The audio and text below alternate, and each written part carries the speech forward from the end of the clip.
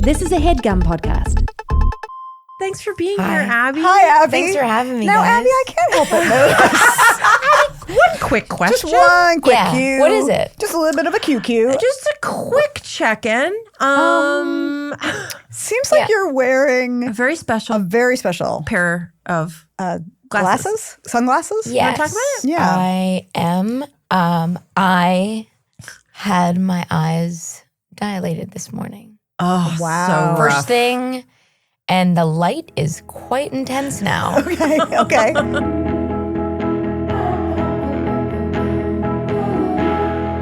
Hi, Liz Feldman. Jessi Klein. It's me, Jessi Klein. Oh, hey, it's me, Elizabeth Ann Feldman. An American comedian. Oh, my God. With another American comedian. That's right. How was our week? How was our week? What is going on? Well, I don't want to brag, but I did take Ezzy to the pediatrician yesterday. She had her 30-month check-in. Oh, we're still counting months. And not for long. So I'm going to hang on to that 30 When months. does it end again? Months? I think next time. I don't know. I mean, because next time she'll be 3 years old. And then I don't think you say 36 months.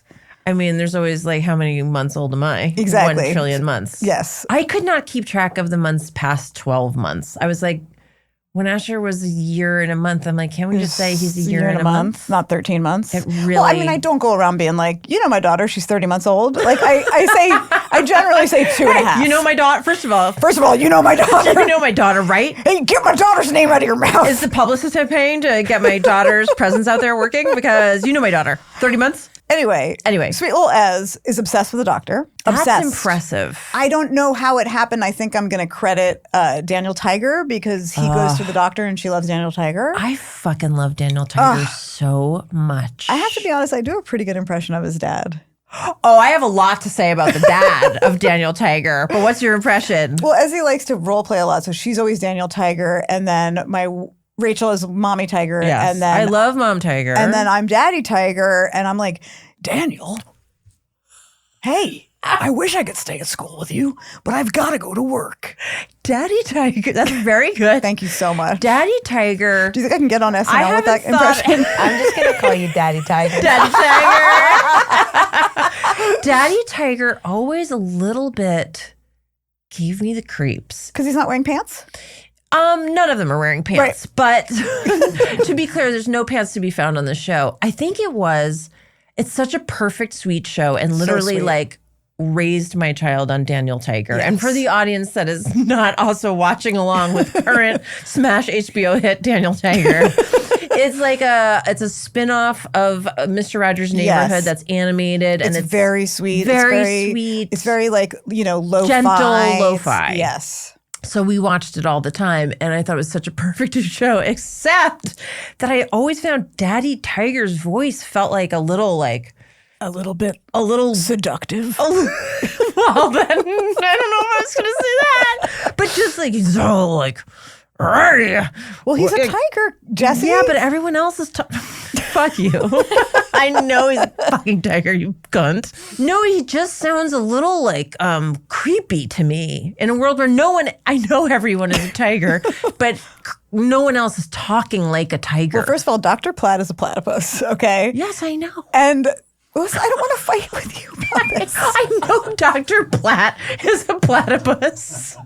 So I'm just saying that Dr. Platt has really made Ezra feel very comfortable with doctors. And Dr. Platt is the real doctor. Yeah, no. Dr. Platt is the platypus doctor on the thing. Daniel Okay. Tiger, to be clear. Yes, okay. But she loves that show. She's very comfortable with doctors. She loves to play, that she's the doctor at home. Yeah. And, all her little stuffies are the patients.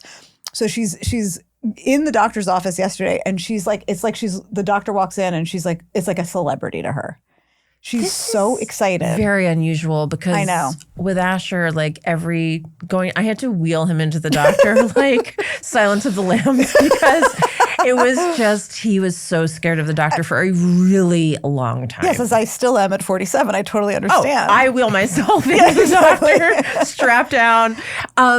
I feel like this means she might be a doctor. I mean, this is the hope. Obviously, we do call her Dr. Feldman at home. Dr. Feldman! Yes, and my parents are both Dr. Feldman, so it's very sweet. Listen, no pressure. She doesn't have to be a doctor. But to me, she's a doctor till proven otherwise. Thank you. This is where the not bragging comes in. Okay. My girl is in the 96th percentile for height. 96th And let me tell you something. percentile. That's a Feldman first. No, she's very tall. She's very tall. 96%, the percentiles. The percentiles. That's, I mean, you get so many percentiles. You get so at many. those visits. She's 88th overall. Not sure what that means, but she's 96th percentile For height. For height. My ex-husband, father of my child, was always very obsessed with the percentiles in a way it's kind of fun. that I was like, as long as the doctor takes a look at him and doesn't scream out of concern, like if she's like, it's all going great. Yeah, you want to hear the word thriving. You want to hear thriving. He's doing great. And then that's when I start to zone out and look at my phone or whatever. But yeah, I never cared about the details of the percentiles, but Mike really did. And so he always, when I took Ash to the doctor, and usually I was the one to do that, he's like, get the percentiles. Yeah, that's all we're looking for because it's like a game. It's like I guess it's like a little game. It's a game. And we should, I think, continue percentiles into adulthood. Yeah, at some point they're just like, you're fine. You are where you are. Yeah, you stop getting your percentiles. I want to know my percentiles. Like what? Or do I? Like I would say I'm in the 95th percentile for like ennui. Oh, for but sure. I don't even want to think about my height and weight percentiles, but like emotional percentiles. Oh, I would like to, I mean, I can tell you I'm definitely 96th percentile for like waking up at 3 a.m. to pee and then not being able to fall back asleep because I'm wondering if I locked the front door. That is such a specific percentile. Well, that's why I'm in the 96th. Yeah. I mean, high. That means you are more. That means there's only 4% of people. 4% people who wake doing up it and at 3 a.m. more than you. Exactly. And then can't go back to sleep because they're worried that they didn't lock all the doors. I think you're in the 99th percentile for competence. Isn't that nice? See? But also so general. But I'm trying to think of like my other percentiles. I feel like you're in the 99th percentile for wit, my friend. Okay. That's a great way to start the day. You might as well go by Alicia Witt. Because what?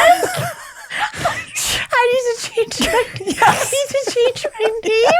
I'm so sorry. You do need to change your name. Alicia Witt? That's right. Yep. Wait, Alicia DeWitt? Wait, Joyce DeWitt. Joyce DeWitt, Alicia Was Witt. that who you were thinking Nope. of? Alicia Witt is a person. Wait, Joyce Google her. DeWitt is Janet. Is Janet from Three's Company. I think I want to change Alicia my name Witt legally to Joyce DeWitt. Is a redheaded actress from the 90s. Her poor guest. Hey, Alicia, if you're listening, I think you're great. Yeah. Anyway, yeah. Anyways. Speaking of percentiles. Speaking of people in a tip-top percentile. In the 100th percentile. 100th percentile. For greatness. Likeableness. Relatable. Talent. 100, and again, 100th, which means no one better. Not a one. Not one. Not a one. Should we introduce our guest? Cannot fucking wait. Hey, just take. Hey, you know what our mothers say? Just say thank you. Hey, why don't you just keep your glasses on? Keep your glasses on for a moment, honey. Today's friend is a comedian, actress, writer, and producer who co-created and co-starred in Broad City. The best for 5 seasons. The show was named one of the best TV shows of the 2010s by Vanity Fair, Rolling Stone, as well as many other Prime outlets. She co-created and starred in the Amazon Prime adaptation of A League of Their Own. So good, and has written best-selling books, including her latest, I Might Regret This. She also starred as Leslie Fisher in a little show called No Good Deed. Abbi Jacobson, you are here to make friends. Thanks for being here, Abbi. Hi, Abbi. Thanks for having me, Now, guys. Abbi, I can't help but notice. One quick question. Just one quick cue. What is it? Just a little bit of a QQ. Just a quick check-in. Seems like you're wearing a very special pair of glasses? Sunglasses? Yes. You want to talk about it? Yeah. I am. I had my eyes dilated this morning. Oh, wow. So rough. First thing, and the light is quite intense now. Okay. Apparently, the dilation really It lasts. Yeah. it lasts, it lasts. and it really the light is a whole new element with it being open like that. And these are provided free of charge at the ophthalmologist. Wow. I mean, here's the They thing. are kind of fashion. They're very fashion. Yeah. And They kind of are. Yeah. for people who are just listening, the glasses actually are very cool looking. And if you had walked in with those Yeah. and had not said, guys, I just had my eyes dilated, and if you hadn't also just spilled a giant thermos of water on the floor, because I know what it feels like to have your eyes dilated, and it's so disconcerting. I walked into the office, and immediately told everyone and spilled a giant jug of water on the floor. Which you then, by the way, this will just say a lot about you as It well. will. Then you insisted on cleaning it up cleaning it yourself, up. despite the fact that you cannot see. Well, I tried, and then you guys wouldn't let me. That's but, right. Yeah. Well, because you- I tried. you're our guest. Yeah. Thank you. Yeah. And you Thank you. can't see. You can't see. Yeah. But- I can see. It's just the light Blobs. makes me feel a little loopy. Like It's your loopy. exposure is all the way. Yeah, it's like Yeah. a little disorienting. I can will I say say I did something? drive here. Yeah, I wouldn't I admit don't that. I wouldn't love admit that. And will you tell people also how you managed to drive here? What Yeah, you I did? drove here, which was okay. So I put my my spectacle glass, like my glasses, not let's call them sunglasses. regular glasses. Yes, yes. Regular glasses. I like spectacles, So but first okay. I put them on underneath these. So for those just listening, what is it? It's almost like if I were to take them off, they would roll up. They like a roll slap- up yeah, like yeah, a slap slap But they also bracelet. have a matrix, Yes, like quite kind of mirrored. cool. It's giving Keanu. It's Yes. very Keanu. Yeah. Yeah. And so first I tried my glasses first, and then these, and that just No, you these can't do wouldn't that. fit. These are made for the face, and then I put my glasses on top, Which are also made for the face. made for the face. But my glasses on top obviously like held this on. But then it like started fucking with my vision, so I had to like Sure. keep taking my. Like I was like Oh, Abby. taking my glasses off to wow. read like the phone's navigation. Yeah, I'm just I glad made you it. got here. I'm got glad you it. got here. I And made you know it. what? You got here. A real sort of just a boon to you. You look cool in the glasses. You look I mean, cool in the glasses. I might just keep them on after. I think you should. I'm gonna no matter see how the day goes. Yeah, see how it goes, but it's giving you an effortless style. And effortless, like truly, I would have just been like, look at Abby with this quiet luxury. I would have had no idea. I would have had no idea. Now, Abby. Yes. Yeah. As you know, I am truly a huge Daddy Tiger. Hey, Abby. Abby. As you know, Okay. I was a huge fan and am a huge fan of Broad City. You were. What happened? I am. Yeah, I changed my mind. Yeah, present tense. Yeah, I watched it again, and then I was like, Can I also such say a me good show. too, though? Yes. You don't be like, if you say I Oh am. God, I'm so sorry. We are. We are. Okay. I don't go on. want to speak for. I'm really on the attack with you You today. are. You really are. Sorry. Wow. I don't know why. I will bring it up in therapy when we talk to Donna together. So anyway, huge fan of Broad City. Long before I knew you, seen every episode. A modern Laverne and Shirley. If you haven't seen it for some crazy Stupid reason. and it is an incredible show, an iconic show about friendship. Yeah. And you know, obviously you did the show with your good friend Ilana Glazer, and I wonder how closely your relationship on that show was modeled after your actual relationship. Pretty closely. Yeah, we ended up making that show. We were I mean, how do I say this quickly? You don't. It's on your show. own. Yeah. Oh, okay. Yeah, you're like, Your see, the episode. thing is my eyes are about to implode. So I got to say it pretty fast. Well, first of all, thanks for watching. Hey, thanks for so making it. cool that you both watched that show because I'm such fans Obsessive. of yours. Oh my and God. that's means Every a lot. episode. And so I met Ilana in an improv team, like outside the UCB theater. Nice. She was the only other woman, and we met at McManus. Like we all went to Sure. McManus, the bar Famous after. comedy bar. Yeah, after Yep. the first practice. Totally. And I thought she was Alia Shawkat. Like I thought Ilana was Alia Shawkat. And I was like, she just finished Arrested Development. She definitely moved to New York and she's doing improv. Like that That's makes sense. amazing. And then we're talking at the bar and like everyone else in the group was like in the back and we were sitting at the bar and she was talking about being from Long Island and from this little town. And she like ended up knowing two people I went to college with. And I was like, this is not Alia. This is not Alia. And I didn't know Alia's name. So I don't know. Yeah. Anyway, but from that first night, us hanging out, I was like, and this was 2007. I was like, who is this person? I've never met anyone like this. She was unlike any of my friends. And then we just started we were in this group called Secret Promise Circle for 2 years, obviously, as you do. Yeah, as you do. Yep. And just started hanging out. And it was just like, I was enamored with this. She's 4 years younger than me. So we had like these different dynamics where I was like very much like an older, like really, I'm going to say put together seriously, but I was not at all. Clearly still not. Hence the glasses and the spilling of the water immediately.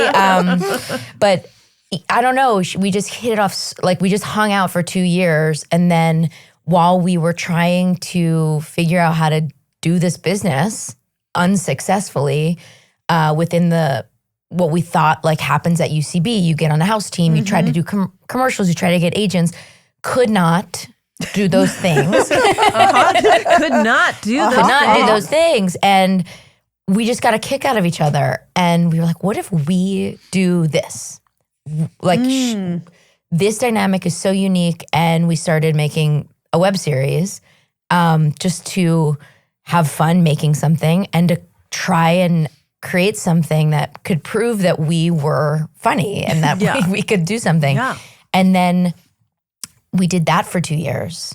So like 2009 to 2011, and so many UCB people helped us do that, and we're in it, we're directed and all that. But like it moved into more and more of an amplification of who we are as people and our friendships. So like, yeah, everything you watch on the show is not everything, but is like usually stemming from something in our friendship. So enjoyable. So, and also like kind of changed the culture. I would say so. I mean, it had such an impact, and like just there have been shows obviously like Laverne and Shirley, etc., about women friendships before, but to see like two little psychos, two stoned little psychos, and I obviously say that as a huge compliment. Like, I don't know, it just felt like it expanded, I think, people's idea of what like women could be doing comedically on TV. Yes. So thank you. Well, or as Daddy Tiger would say, thanks.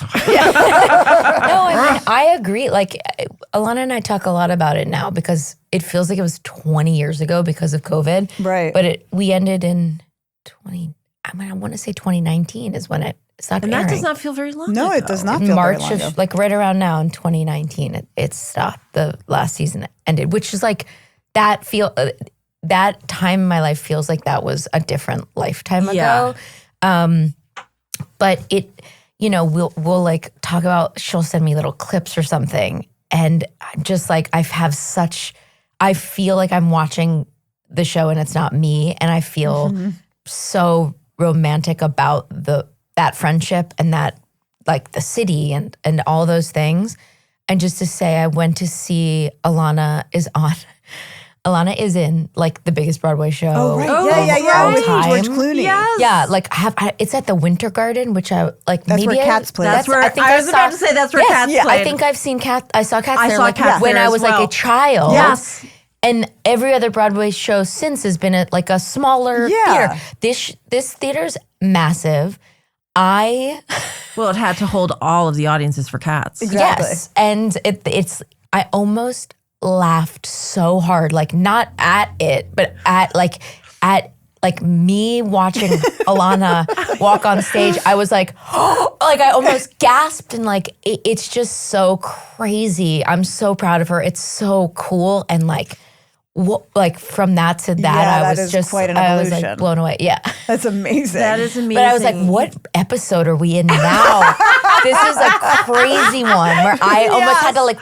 the one where Ilana is on stage with George Clooney at the Cats Theater. But that's what it feels like still when we hang out. It still feels like them. Yeah. Yes. And so I'm like, what the fuck is happening? By the way, I'm interested in a reboot. So Can I'm I just just saying. say something? Yes, same. Yeah. Let's stay there for a second. Hard yes, same. absolute hard same. I just want to say one thing about Cats. Yes. And I'm sorry. A little punchy. I feel like looking at you in the sunglasses is making me feel vertigo in a way. Same. Because it's just reminding me of when I've had my eyes Yeah, dilated. it is. I feel loopy. I'm making sense though, kind of. No, right? Yeah. Okay. No, we're You're following. doing better than We're I think following. I am. Because what I'm about to say is, like when you're like, oh, Winter Garden Theater, we both immediately were like, where Cats. Cats was, because Yeah. when we were growing up, that commercial Oh my for God. Cats was so Ubiquitous. They're like, "Da-na-na-na-na," and then it was like at the Winter Garden Theater. Yes. Oh my God. And I remember wanting so badly to go see it. Cats. Yep. And we never went to Broadway when I was growing up Same. because it's so expensive and ridiculous. And then, but I was just like, oh, I gotta get into Cats. And then sort of Daddy Tiger voice. And then for my junior high school or my elementary school graduation, my parents got me tickets to Cats. Wow. And I thought it was going to be a play where cats are talking to each other. Well, I was it like, is. I mean, Cats, sorta. if Cats, no. Like I real didn't- cats. No, it's basically an opera. I didn't think it was going to be real cats. I knew it would be people in costumes, but I didn't understand the concept of a musical. Right. Because I'd never been to one. So I was like, what would Cats say? Was how I went into it. And then it was Cats singing nonstop those weird It's basically an opera. poems. Yeah. And it's a weird opera. Yeah. And I was sitting there pretty disappointed. And my poor parents had probably really scraped some money together to Yeah, get I us also- great tickets to Cats. Just wanted to see Cats. I just wanted to see Cats. Just wanted- Never saw Cats, and then I saw the movie, and then I was like, my parents saved me. Oh, My parents well, saved me. I didn't see the movie, I but I haven't think seen the movie. I think the show maybe is better than the movie. I'm assuming. Yeah. I'm assuming it's a more of a theatrical Yes. kind of vibe. It's of a time. It is certainly of a time. Just the way in the commercial, also like the women in the like sexy cat Oh, costumes yeah. would be like Yeah. that. Yes. You know what I'm saying? Like sexy So paws. I'm so sorry. They're just reaching out with their paws. yeah, at reaching you, out. at It's like you. they can almost touch you, like they're Yes. edging you. They're like, I'm Rumble Cat Skin. And Is this the second time on the pod we've talked about cats? I yes, think it this is the second time we're talking Okay, about well, I cats. think that says something. Yes. Abby, I have loved and adored you for a very long time. We worked together briefly on a very cool project that you were developing. And, you know, I guess, I can't remember if I had ever met you before Broad City, but you are just, something I love about you is that you are someone whose interests are really wide ranging. Yes. Like when you did your podcast about art. Yes. Wow, I listened guys. to that. You did? Yes. Wow, Well, you know, cool. I was- goddamn genius. No one- Goddamn genius. Well, I was an art history major and I never you think about were? it. Yes. We've never talked about this. I Talk feel about like it right, right now. now. maybe you guys could be friends. Hey, could we? I mean, Is it- that's the long con of the pod. Yes. I thought we were, but okay. Yeah, you're like, did something change? But just like you are also like entrepreneurial in this way. You are, as Liz and I were saying before, you are in the 100th percentile for go-getterness. Wow. Yes. Yes. And as someone who I'm not going to say well, maybe I am going to say I'm lazy. I just don't have the same you're drive not. to be like, I want to go make that. I'm going to go do that. I'm going to like go do all of these things. And I think it's just such a great quality. Have you always been like this? Is the question. Like, were you always just someone who had a sense of like, I want to make a thing happen and I'm doing gonna it. go make that thing and I'm happen. going to do it. And then you do it. Wow. Thanks, guys. Hey, you're so welcome. Sorry, it's I just the think truth. I'm trying I know. to. You know what? I mean, I went to art school for college, so like it's so self-driven of like making something. Yeah. It's sort of. And you are an and amazing you're artist. a very talented Thanks. visual Thank artist, which I you. think a lot of people don't know. do it very often anymore. I really want to get back into it, but I think like the 4 years there, and my medium was I was a general fine art major, so it was a lot of drawing and painting, and then I had a minor in video, which kind of led me here, but it was so it wasn't a super collaborative process for me there. I was very individually making projects. So it was like, I want to do that. So it was like me painting a thing or me like going right. after a project and assignments like that. So it was very like kind of ingrained in that way.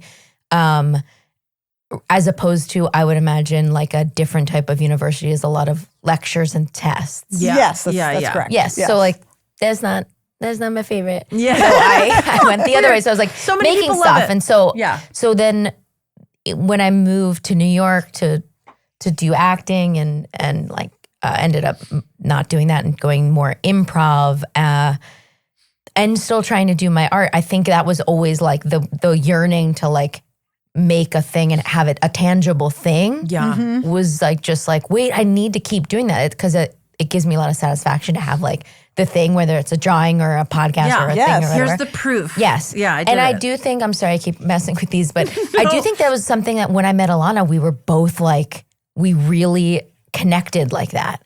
We had a similar like drive and she was a stand-up and I was doing more sketch and improv, but the like yearning to make a thing and that web series was like, we were like teeny tiny little like, we were at like pizza shops and Barnes and Noble cafes and like every little place that would let you sit for hours in New York. And like we had a little office and we were like, just like making spreadsheets and like trying to find locations and like had our own little like production company for the web series.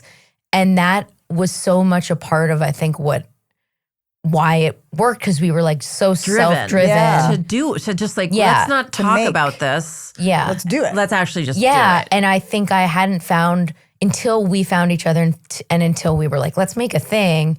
Because there were 2 years where we were just hanging out doing improv together.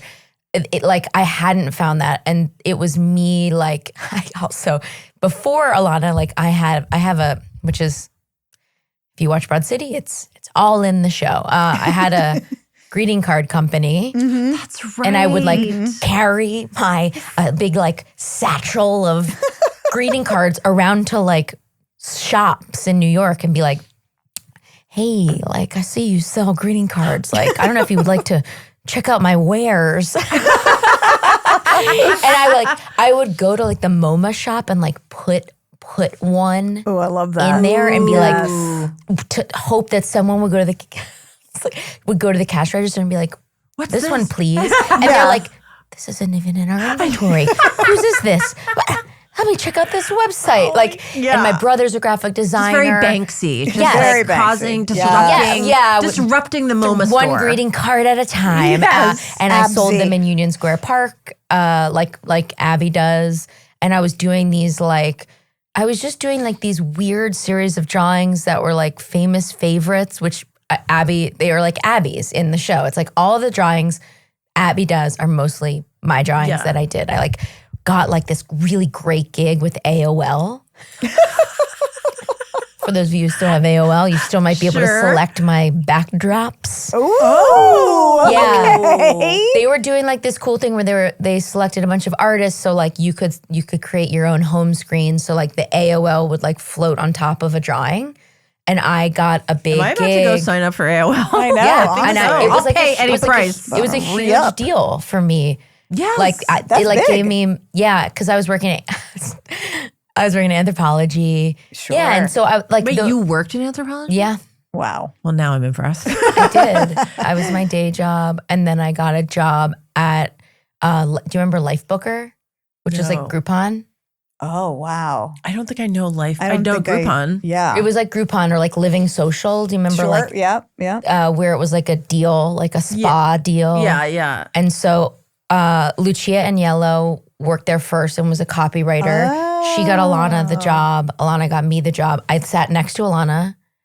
We like, it's truly like where Ilana works on Broad City is called Deals. That's Deals. right. That's right. We all work there, and Ilana and I would be like, okay, we got to get one deal today, and then we can like do our other stuff. So I would be like calling salons to get them to discount their like biolage treatments like by like 75%, and like we'd get our busy work done, and then we'd work on making Broad City.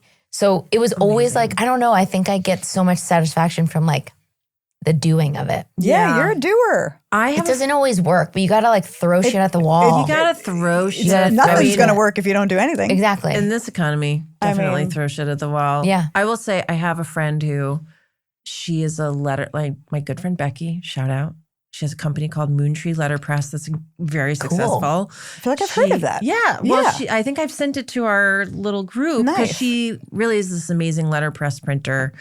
And one year because I also, like I did a lot of studio art, although I wasn't a studio art She's major, a very good artist as well. I can draw animals. I can just draw animals. She's good. I draw She's very animals good. Do doing. know this. I draw animals doing silly things. Oh, But so when cool. so I love. Daniel Tiger, if you're out there and you need one other Listen. tiger drawer. But anyway, one year she was like, do you want to just do like a little greeting card collab where I would draw like a little Christmassy or Hanukkah-y animal thing? And she printed these drawings into Cool. cards. And it was like the most satisfied I've ever felt by anything I've ever done in my entire It life. feels different where you're like, whoa, there's like a product. There's a thing I'm so cool. holding Yes. in my hand. Yep. I think Yep. that's the Yeah, we don't get to hold our stuff in our hands. Yeah, with you what can't we do. hold a TV show in your hand, but like No. even like the books I've written, like then you get to hold Huge. a Amazing. book Yep. holding things. Yep. You could get like the box set Yeah. of the show. Yes. No, I can't because I make shows for Netflix and they don't do You that. could make your own. No, you can't. Is You there a could Broad post- City box set? Yeah. Oh, fuck yes. There is? That's Yeah. so cool. You know, I still have my Sex and the City box set. So that do I. came Oh my in that God. giant Yes. plexi Oh, box. yes. I with got the- that. They were huge. I had them all. Oh, yeah. It's one I of still my have them. prized possessions. Yeah. And I'm Do you have a DVD player? No, of course Nope. not. Nope. I don't need. No, I just have the box set with the DVDs in it. So we are self-described friendship nerds. This is how, Yeah. this is why we are here. Yes, Because I love it. This is why we're here. This is why we're here. This is what started it all. And it feels like you might be too, but I'm not sure because, I mean, you did Broad City and then you did A League of Their Own, which is also very much about Female friendships. relationships. And we are wondering, and listen, there's no pressure. You don't have to label yourself a friendship nerd. So basically, we're wondering, are there other great female friendships in TV and film that impacted you growing up, that inspired you? Like, us, we have Thelma and Louise, We A are League very of Their obsessed Own, with the Thelma and movie Louise. for Yeah. us, And A League of definitely. Their Own for sure. Absolutely, which you obviously adapted. I actually have never seen the movie. Shut up. Kidding. I was like, Crazy. That'd be crazy. That would actually be I crazy. know. I'm going to Dilated admit to a now I point. never watched it. I was like, that's so not like Abby. Yes. Friendship seems to follow you. So Yeah. would you describe yourself as a friendship seeker?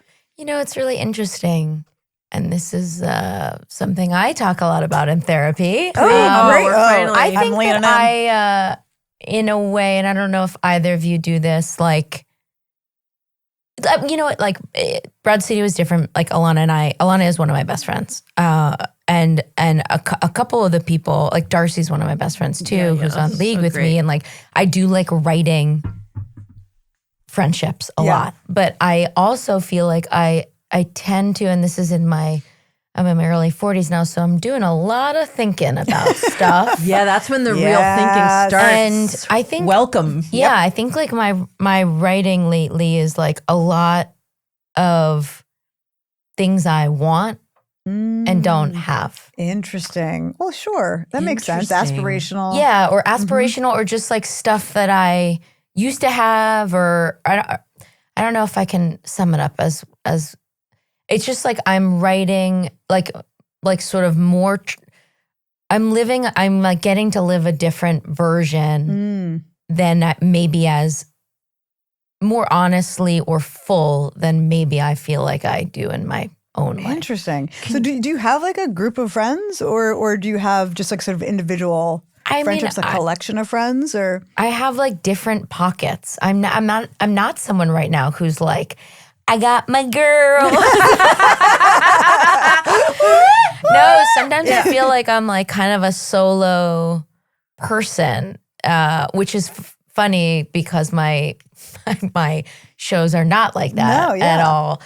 How sad. No. But I do feel like I really love what you guys are doing because it is like friendship is something I'm really thinking about right now and writing a lot about. And like new friendships are so rare and really special. I've found like in my 30s and I'm 41. So like for the, Yeah. I don't know, like it's really interesting, like how my old friendships compare to my new friendships and how I feel like very different than who I was along. Obviously, maybe we all do, but I don't know if I'm answering the question. You are. No, 100%. you totally are. And I'm very, like, could you say You don't have to, but I'm interested in hearing you say more about when you're talking about writing about things that you don't have. Like, is there something specific that we're talking about? Like, because it is a time, I'm about to exit my 40s, but it's been a very interesting time. It's like you inevitably start to sort of look around. Yep. Take some stock. Yeah. And you're like, where are we? Yeah. Do we want the same things Yeah. that we used to? Do I want something new that I don't have? Or I don't know. Yeah. What's important to me? What's important to me and other people? Yeah. This is a comedy podcast. We go everywhere. We go everywhere. I think, you both know me well enough, and so do you guys. But also, like, a lot of my personal stuff, I probably put more personal stuff into my shows than, like, I like just share more than sometimes maybe I share in real life, which is like, it's my way. Yeah. But I feel like I went through a big thing in my 30s, and where I feel really like different and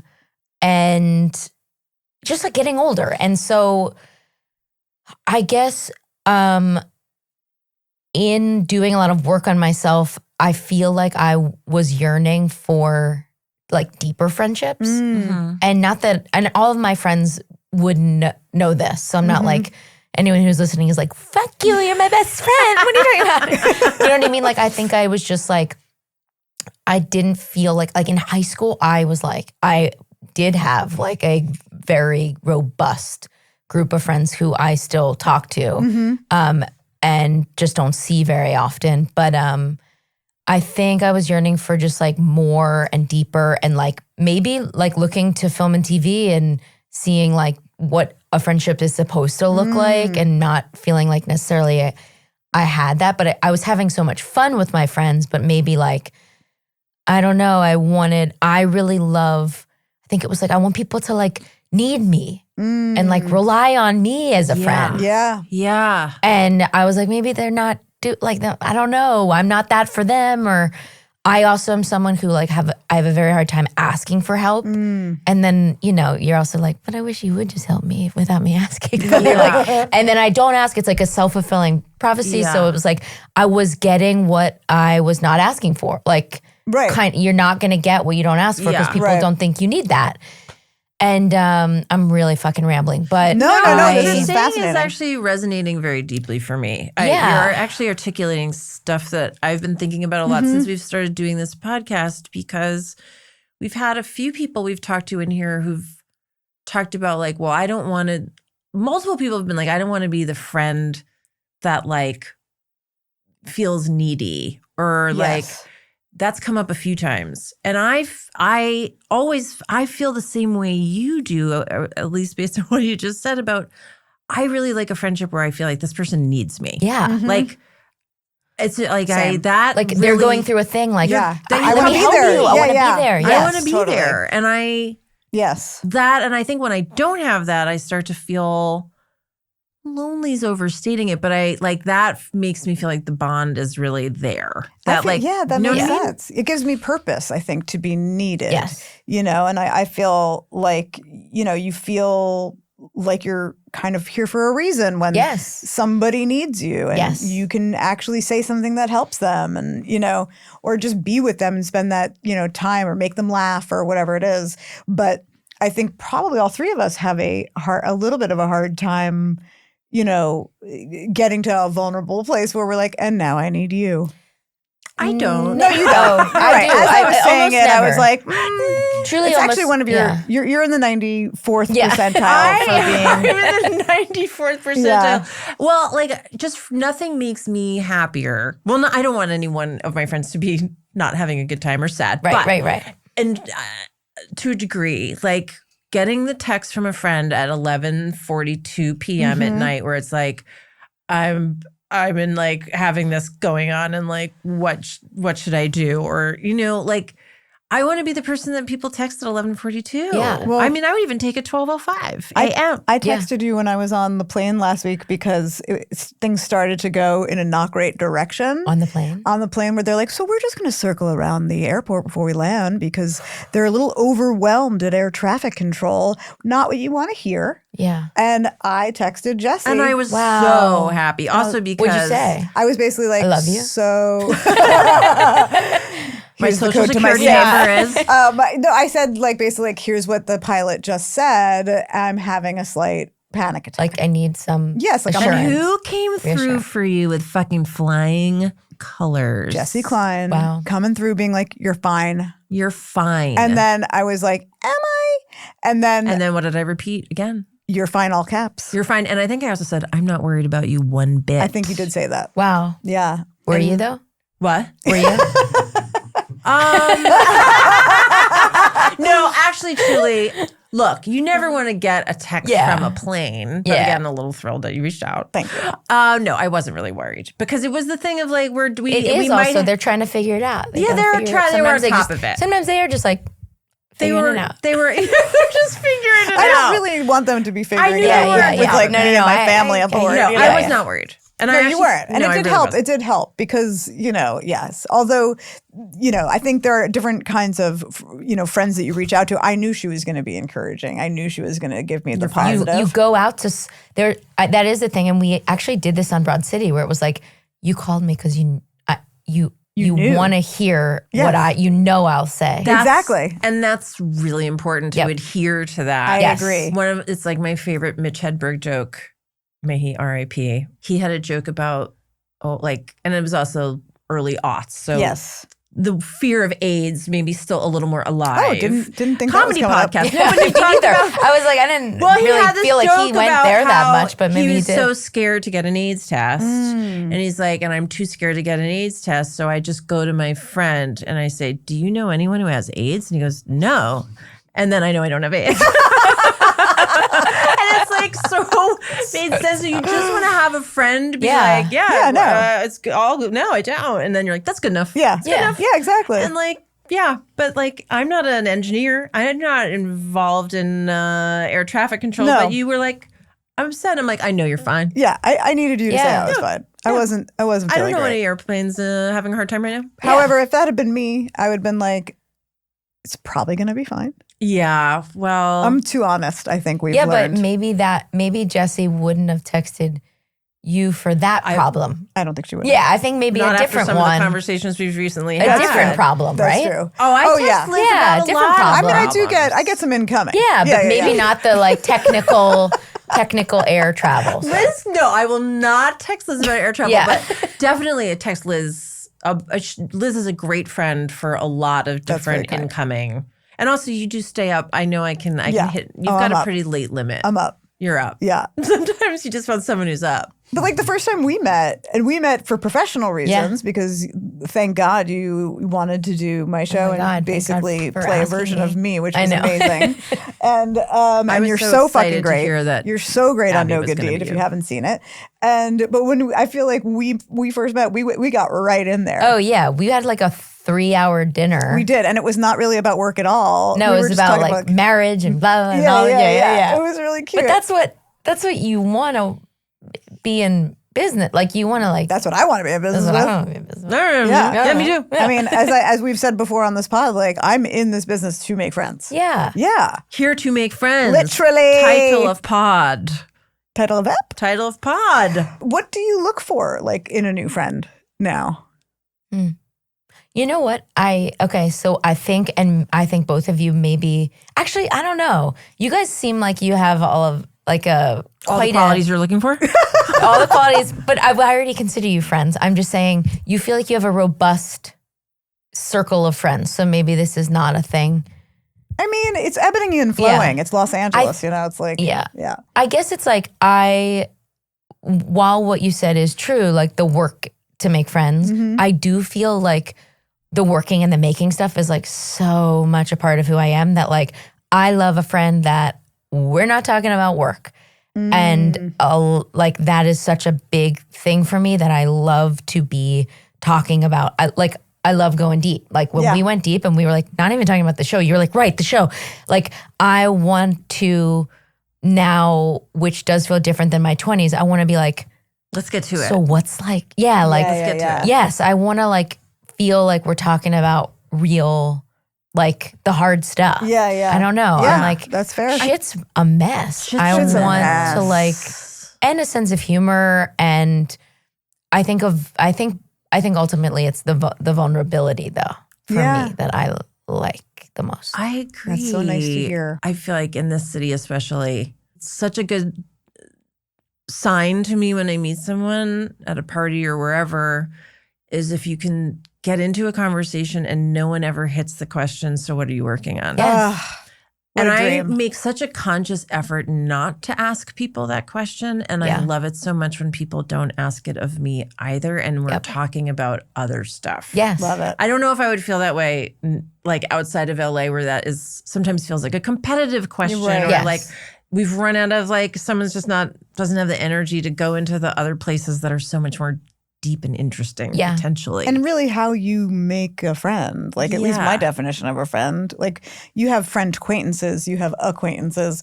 But like to make a friend, that's somebody that like you're lifting some sort of veil, yes. between you and you're allowing yourself to be seen. We close our show generally by asking people about their ravioli moment, which is our little shorthand for just a moment in friendship that you remember, either one that a friend did for you or you did for someone else that really stays in your heart and touched you. Okay, I was thinking about this, and I do have a bunch, but I'm going to say one that was like the first moment with a fairly new friend. Ooh, I like it. And this is one of my best friends now. And this was the first week of COVID when we met. And this is my friend Zach, and he has been my neighbor. He was my neighbor for a year before this happened. And so we're like, it's like March 20th, 2020. Oof. Great day. Great day. I am like alone and will be alone for 7 months from that moment on, me and my dog. And I walked outside my house that morning, and I have like a pretty steep driveway, and there's like a gate to the sidewalk. And so if you're walking on the sidewalk, you like can't really see right over. Yeah. And I'm standing on the driveway, and I'm just like, fuck me. There's like a massive dead rat on the inside of the driveway. And I was like, what is this, like omen? Like first week of I was like, this is like a crazy omen. The plague. And I'm standing there like, what do I do? Like I need to remove it or whatever. And as I'm looking at it, this guy walks by and he's like, hey, you know my friend Courtney. And I was like, oh, yeah, hey. Like our mutual friend had just said, like, we live near each other. And I was like, hey. And I was like, you can't see what I'm looking at. There's like a massive dead rat here. And I'm just like trying to figure out what to do. And he was like, well, I can help you. Like, I can help you clean it up. And I was like, you don't have to do that. And he was like, let me run down to my house and I'll grab a thing. He lived like 8 doors down. And I opened up and he, like the first moment was him cleaning up this dead rat, which was like disgusting, but like such a different, the omen turned like totally different. Yes. I like that. And then, I'm going to cry. I've told the story truly at his wedding, and then he told it at my wedding. Oh. And I'm going to cry tell you, but I was like, his wife was still is an ER doctor. So she's working in the ER, devastating like every day for years. And from that point on, we would go on walks every day with my dog. He would come on walks with me around the neighborhood. That's amazing. And then we became like so close. Like he was with me when I was like, I met this girl. Oh. I'm like, I don't know, like Jody, like he turned into like the closest person I have. And then he just moved the other side of me up the street. And like I was in his wedding, he was in my like, so that was, That's incredible. I mean, I haven't heard a story like that. Like literally sort of almost making a best friend almost because of COVID. I know. Yeah. But the removal of a dead rat is big. I was like, are you sure? Like, like you don't have to. And he was just like such a true like that was like the most mensch. gentleman. It's valiant. He's the menschiest. That's of a mensches. mensch move. Menches? Yeah. Yeah. It was 100th percentile for yeah, mensch. 100 Yes. percentile. Bringing it all the way around. And then it just kept happening. Yeah. That is so sweet. Oh, I love that. I have had a couple of like dead. Yes, you have had some dead animals. Yeah. A bird flew into my window the other day and like instantly on like I had a big glass window, slammed. Sounded like LeBron James like throwing a basketball at my window. That's this level of impact. And it like fell to the ground and it was like a mourning dove. And it's very hard not to read those moments. It's like, well, I've got 24 hours to live. This is it. Yeah. Like, and the idea that a menschy neighbor would come remove it because I cannot handle it. There was like 2 minutes in between where I was like, the world is over. Right. Because it was also like a pandemic and I was like, and a dead rat. Like, I feel like that is like an omen. Yes. And How do you then not it see was it like truly like, a little angel appeared. and like to what we were talking about before, I'd been feeling really like disconnected and like alone in like all sorts of ways. And I was like, whoa, like life can change in a second. It can. It can. Dead rat minute. In a dead rat minute. Yep.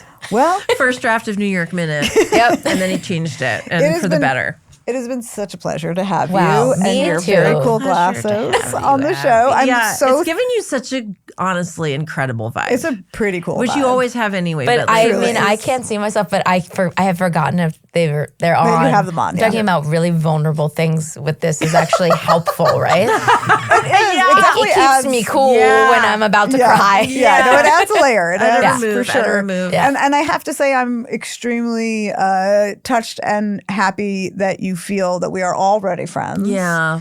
Did you not? Well, no, I mean, because, it's always that work friend to friend Yeah. thing. And And like, I guess we all have like work together. Yes. Work moment. Yeah. so I never like want to assume that then, that the friendship has taken on a life of its own unless, you get verbal confirmation, I guess. Or you go make a plan, which maybe we'll do. Yeah, We're I going to would do love that. that. Let's make a Okay. plan. We're making a I would love plan. it. Wonderful. You're a gem, Abby. Thank you for coming. Thank you for so having much. me. Really, I love this. Hey, thanks for listening. Follow us on social media at Here to Make Friends Pod and let us know who you think we should make friends with next. Email us at htmfpod@gmail.com and go out and make a friend. Make a friend. Maybe the dead rat's gonna bring a new friend. That was a Headgum podcast.